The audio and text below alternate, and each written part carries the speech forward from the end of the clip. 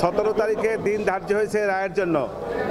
আমি আমার প্রত্যাশা আমার ক্লায়েন্টরা খালাস পাবে। রাষ্ট্রপক্ষ থেকে আমাকে কোনো রকমের ইন্টারাপ্ট করে নাই এবং তার যথেষ্ট কাগজপত্র যা যা দরকার যা যা ওনাদের কাছে ছিল নিয়ম অনুযায়ী আইন অনুযায়ী যে সমস্ত ডকুমেন্টস আমার পাওয়া উচিত সে সবগুলি ওনারা আমাকে দিয়েছেন। 17 তারিখে দিন ধার্য হয়েছে রায়ের জন্য। আমি আমার প্রত্যাশা আমার ক্লায়েন্টরা খালাস পাবে, এটা আমি বিশ্বাস করি, আমার প্রত্যাশা এটা।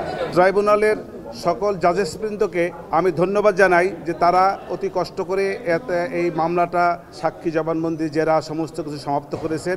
আমি মনে করি যে আমার সাক্ষীর যে সমস্ত জবানবন্দি হয়েছে তার প্রেক্ষাপটে যে সকল জেরা হয়েছে, জেরার প্রেক্ষাপটে বিভিন্ন সময়ে বিভিন্ন সাক্ষীদের কাছ থেকে আমি বিভিন্ন রকমের গুরুত্বপূর্ণ বেশ কিছু তথ্য সাক্ষীর মাধ্যমে আনতে সক্ষম হয়েছি।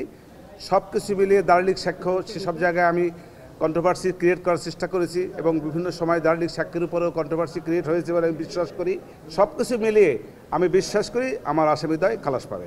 বিচার প্রক্রিয়া আমার দেখা মতে কোনো অস্বচ্ছতা আমি দেখি নাই, কারণ আমাকে কেউ কোনো রকমের ইন্টারাপ্ট করে নাই, এটা আমি বলতে পারবো।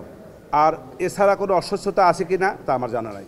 আমাকে এই জায়গার সহযোগিতা যে জিনিসটা মামলা করতে গেলে যে সহযোগিতা সবার আগে লাগে, আসামিদের পক্ষ থেকে দলিল দস্তাবেজ দিয়া তথ্য দিয়া আমাকে যদি সহায়তা করতে পারতেন সেইটা হলো সহযোগিতা।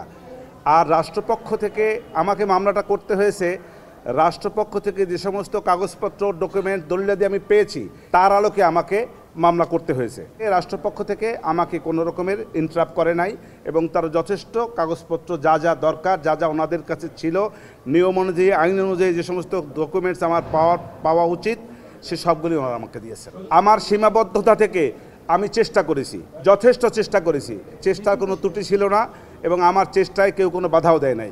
যে আসামি উপস্থিত থাকলে যে সমস্ত সুযোগ সুবিধা পাওয়া যায়, যে সমস্ত ডকুমেন্টারি এভিডেন্সেস হয়তো আমাকে ওনারা দিতে পারতেন, সেই সবগুলি দিয়ে আমি ফাইট করতে পারতাম, সেগুলো তো পারছি না।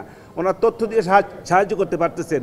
রাষ্ট্রপক্ষ এক জায়গায় এক ধরনের কোনো একটা ঘটনায় তারা যেভাবে বর্ণনা করেছে, এই বর্ণনার বাইরেও হয়তো কোনো বর্ণনা থাকতে পারে, পিছনেও কোনো বর্ণনা থাকতে পারে, সেই সবগুলোতে আমি পাইনি। অতএব এই জায়গাটা থেকে আমার কিছু সীমাবদ্ধতা ছিল। আমি তো রাজসাক্ষীর প্রতি সাজা চাবো না, সে তো আসামি, আমি তাকে সাজা চাবো কেন? আমি তো তার কথা বিভিন্ন জবানবন্দিতে আমি বলেছি বিভিন্ন সময় যে সে তার নিজেকে বাঁচার জন্য আমার আসামিদেরকে ভর করে নিজে বাঁচার জন্য সেই নিজেকে অ্যাপ্রুভার ডিক্লেয়ার করেছে।